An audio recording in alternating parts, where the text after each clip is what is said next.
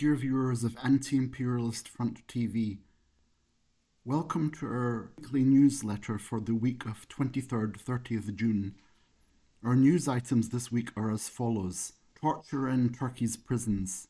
The news of rights violations and torture in Turkish prisons continues to come in an uninterrupted fashion. Nurettin Kaya, who is imprisoned in Bolu F-type prison and is on death fast resistance against isolation, is woken up every 2 hours under the name of control and is subjected to insomnia torture. In addition, according to the news announced by the mother of revolutionary woman prisoner Zeynep Gonca Karakoç, the platinum in her waist burst as a result of torture to which she was subjected. Karakoç had undergone surgery on this issue 3 times before, and the prison had this information. This shows us how much torture the fascist guards are prone to inflict. The death fast resistance continues. Torture continues in the prisons in Turkey, but the resistance also continues. The death fast and hunger strike resistance of revolutionary prisoners against isolation torture continues. The pioneer of the resistance is Nurettin Kaya, who passed 250 days in the death fast resistance. Kaya has now passed the critical stage and is suffering from serious health problems. Besides Kaya, Alishan Gül, Cemil Kurt, Oktay Kelebek, Cem Dursun, Rezan Şengül, Vedat Doğan and Halil Yakut continue their indefinite hunger strike against the torture of isolation. On the 28th of June, the Anti-Imperialist Front organised a webinar with the topic of political prisoners, resistance in prisons and the case of Nurettin Kaya. The event was moderated by Konstantina Karziotti of Anti-Imperialist Front. The participants included Lerzan Caner from Tayad in Turkey, Seko Rouge Marseille from France, Ahmed Abu Assad, Popular Front for the Liberation of Palestine or PFLP, Pamela Pulido Sanchez from the Coordination Committee for Revolutionary Prisoners, Nadezhda Sablina from the Anti-Imperialist Front in Belarus, Lea Courtois Dakpa, a former hunger striker. In Greece, a solidarity text was also sent by the Palestinian lawyer Fuad Bakr, the head of the legal department of the Democratic Front for the Liberation of Palestine, located in Lebanon. The participants saluted the resistance of Nurettin Kaya and expressed their international solidarity. Haydar Demiray resisted uniform imposition in Germany and achieved victory.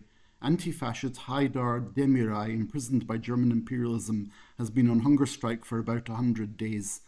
So Germany is knowingly and willingly torturing a prisoner. In addition to practices that humiliate human dignity such as uniforms, fascism does not hide its torturer face. In order to support Demiray's honourable resistance, a solidarity action was held in Cologne, Germany. Haydar Demiray achieved victory with resistance. They returned his ordinary clothes. Resistance wins every time. The trial of 3 Turkish revolutionaries continues in Germany. The trial of Özgül Emre, İhsan Cibelik and Serkan Kupeli continued on 19th June at the Higher State Court in Düsseldorf. Firstly, the prosecutor asked the court to reject the reading of documents in the file which Özgül Emre's lawyers had requested last week, proving that Emre was staying at her residence. The reason for the rejection of the request, it was unnecessary. The panel of judges, on the other hand, accepted the reading, and the documents submitted by the lawyers were read at the hearing. Thus, for the first time during this trial, the lawyers' petition was accepted. The unlawful and arbitrary arrest continued. It was announced that the next hearing will be held on 26 June 2024 at 13:30. Making a statement about the court, the 129 AB committee called for participation in the court proceedings. At the end of the statement it said, "We invite all our people to the next hearing and call on them to judge fascism and imperialism together with alongside our prisoners." Julian Assange is now free. WikiLeaks founder Assange regained his freedom after 12 years.